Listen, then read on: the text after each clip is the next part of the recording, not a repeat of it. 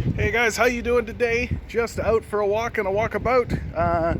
Watched a really interesting debate between Richard Wolff, who I consider to be an ideological and intellectual mentor, as well as Stephen Bonnell II, known to people in gaming circles as Destiny. Plays StarCraft, StarCraft 2, right? I actually watch a lot of his stuff. So I was immediately attracted to this debate because I thought, oh, here's a great chance for two people who I kind of know and understand to come together and have a respectful discourse about capitalism and socialism. I'm really looking forward to it. Well, you don't want an answer. You just want the answer you want. You don't want it in the form that I would prefer. Sorry. Can I get an answer that doesn't involve feudalism? That's not cute. Is that what the point is here? Okay. Oh. Oh. Okay. Stephen Bonnell is just another one of these iterations of illiterate liberals who come to the conversation without knowing anything about the subject, demand that everything falls under the umbrella of capitalism through political and ideological appropriation, and reveals, basically, the first line out of his mouth reveals pretty much black and white that he's completely illiterate on the subject. Any country that has attempted to realize a fully socialist economy has either failed completely, such as in the case of the USSR, destroyed large swaths of their economy, such as in Venezuela. Oh yeah, the classic look at Venezuela, right? Like, look at Venezuela, socialism collapsed in there. So the UN went into Venezuela and talked to basically everybody in the area, and their conclusion was, oh hey, did you notice that the US capitalist system of imperialism is enacting sanctions on Venezuela? Gee darn, I guess we're just going to ignore those if we're Steve Bonnell, like we always do in every subject. It's also important for us to realize that no economic organization is in and of itself inherently moral or immoral, but rather we ought to view them as tools to effect some greater output for our country that we can later utilize and distribute in the most fair manner with government policy to most of our citizens as we see fit. This statement on moralizing is especially cute, coming from somebody who's defending a wage slave system that he doesn't acknowledge is a wage slave system, even though it's extremely obvious that it's a wage slave system. Even the Lincoln Republicans said that it was a wage slave system. We've just decided to stop talking about it, right? We got rid of chattel slavery, but we maintain the system of wage slavery, which is the system that Steve Bonnell defends, even though he doesn't actually know anything about it. This is also a logically incoherent position, that we shouldn't take moral positions on our economy, especially because Stephen Bonnell has a moral position, which is that, an economy should increase prosperity for everyone, right? That's the statement. It's a moral position. You're moralizing that position.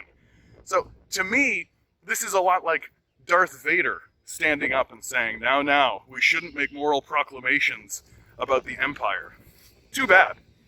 It's likely in the course of this debate that my opponent will suggest we take after Nordic or Western European countries, citing that things like socialized healthcare or subsidized education are powerful programs that address many of the underserved needs of Americans today. While this is true, I would like to remind everyone that we've spent the last decade reminding conservatives that the government simply providing welfare has absolutely nothing to do with socialism. My opponent believes that strong social safety nets and welfare programs are important parts of the government. Most liberals would welcome him with open arms, me included. Because Stephen is illiterate about the labor movement, right, he can make these sorts of claims. Right? He can believe that capitalism just naturally reforms itself. It comes out of the ground like wishes and fairies, right? The reason why we get reforms in the capitalist system at all is through hard, long struggle from a labor movement who struggled to form unions, who struggled to get you weekends, who struggled to get you a minimum wage, who struggled to get you to ban child slavery, child labor, right? Like, if you're unfamiliar or illiterate about the labor struggle, then of course you can make statements like this and pretend as though, oh, it's actually liberalism that you're talking about, when the reality is that liberals are just capitalists who actually concede finally to the pressure from the socialists and communists within the structure. Consequently, there are 5 major hurdles that no socialist I have ever spoken to has adequately addressed, and they are as follows. Number 1, what level of violence is acceptable for you to reach our socialist state? This question is so absolutely ridiculous to come out of the mouth of somebody who pretends like he's not moralizing, as if capitalism is itself a system that is bereft of violence, literally erected by taking the feudal serfs and forcing them off the land, jamming them into factories. Read Blake, read Dickens, and then perpetuating outright slavery against a black population while committing a genocide against a First Nations population and a Latino population, stealing all their land for themselves. Like, we're just supposed to ignore all of this and pretend like, oh, it's socialism and communism that's the violent one, right? Oh yeah, don't forget the nuclear bombing of Hiroshima during a mass-scale capitalist wars, right? Like, this question is an embarrassment, and the fact that he's asking it or stating it in any in the way that he does shows that he's not a serious intellectual, right? He's just an apologist for a system of death. The thing that confuses me the most, and the thing that frustrates me the most, I guess, when I have discussions with socialists, is socialism feels like this very amorphous, ever-transforming idea of what it actually is, such that I don't even know why we use the word anymore. But the definitions are actually really, really easy, right? Reforms to a capitalist system fought by people who are communists and socialists, right? That's a form of socialism. The state taking control of enterprises and running them directly, that's a form of socialism known as communism. Or the workers themselves having direct control over the means of production, right? These are easy definitions. They are not amorphous. It's extremely weird that you can't seem to get your head around it. Can I ask you, when you say socialist, what kinds. do you mean when you say socialist then? I'm trying to understand what this means. I'm never going to understand why these guys go into these debates and don't read the books that these people have written, right? Like, Richard Wolff has written many books on this subject. It's kind of odd, in fact, that you're asking him for definitions at all. You should be the one bringing forward the definition and then talking about it. But Stephen didn't do any research. He doesn't know anything about the subject, and it really, really shows. I'm not really interested in the relationship between a boss and a worker. What I'm more interested in are the material conditions of people at the end of the day. Oh yeah, here he just outright says that he's not interested in having a discussion about the relationship between the boss and the worker, the owner and the owned, right? I.e., he's not actually interested in having a conversation about what capitalism is. He's not actually interested in what the structure of capitalism is. He's not interested in that. He's interested in living in this sort of fairy tale space where you can remove the relationship of the employer and the employee, which is a defining factor of what capitalism actually is and the structure of it. He thinks that you can just remove that from the conversation and then talk about some sort of fairy tale like, oh, well, how do we improve the lives of people, right? Well, if you want to improve the lives of people in a capitalist structure, you have to talk about the relationship between the employer and the employee. It's very clear, it's very obvious, and your unwillingness to actually discuss that subject is extremely telling. It's extremely indicative of what liberals do, right? Like, I'm not interested in having a conversation about the subject because that's what liberals do, right? They frame the conversation and then exclude anything to the left of it. You're not allowed to talk about the relationship between the worker and the worked, right? You're not allowed to have that conversation. In fact, we're not interested in that conversation. So what are you interested in talking about? See, Stephen's got this real thing about ideological purity, right? As well as appropriation. Both of these things he does basically throughout the entire debate.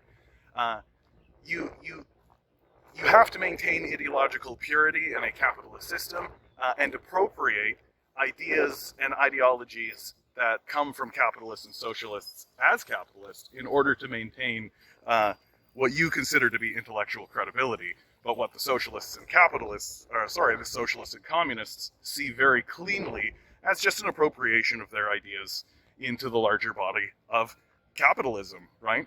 Because if you were to actually say, oh, those socialists and communists actually gave us something that was really beneficial, then you would have to conclude that capitalism doesn't necessarily work.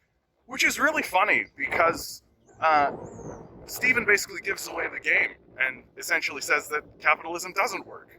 Right here. I like capitalism because I think that having private enterprise adequately allocates capital into sectors of the economy that desperately need that capital allocated to it. I understand that Wolff is laughing because he's probably going to say something like, oh, well, what about healthcare and education? And I'm so glad that me and the rest of my liberal and even neoliberal friends agree that there are times when the government can step in and it can alleviate some of the problems that the free market doesn't address. For instance, capitalism doesn't solve well for things like healthcare or education, something that we desperately need to realize in the United States as we work to, I guess you could say, socialize those industries, which I'm so glad can happen in a capitalist framework. In the end, Steve is just another one of these kind of empty, vapid liberals who doesn't actually understand anything about the system that he lives in. He doesn't understand that it's a wage slave system. He doesn't understand that the wealth generated by capitalism is actually generated by war and theft and genocide, such as the Yemeni genocide that's currently going on, such as the wage slave system that is in full force around us all the time. And any gains actually won by socialists and communists in his own society, he can just attribute to capitalism to maintain his ideological purity, which is exactly what he's trying to do, right? We don't need to listen to voices like this. We just need to keep telling the truth like Richard Wolff does throughout this entire debate. And of course, he just handily manhandles this kind of illiterate dick. So, that's the end of this video, guys. I am the Canadian Commie. If you like what you see here, I do daily videos. Please like, please share, please subscribe. If you want to give me a direct payment, I got down in the link in the description below. Please, we need to be supporting leftist voices. Obviously, we need to be doing leftist voices because people like Steve are around and are popular for no reason. Yeah, you guys are doing wonderfully. You really, truly are. Under the circumstances where we're in, where people can just live in this sort of delusional fairy tale space where they don't actually know anything about the subject and yet can be quite prominent in our lives. Under these circumstances, you're doing absolutely wonderfully, right? The capitalist class spends billions and billions of dollars to gaslight us and to convince us that our labor movement and our movement forward and our protests can actually be co-opted by capitalist forces, and in fact, oh no, that's just capitalism, right? This sort of embarrassing statement that gets said over and over again. You are a divine being living on divine energy. You're doing wonderfully. Good luck. We're gonna need it.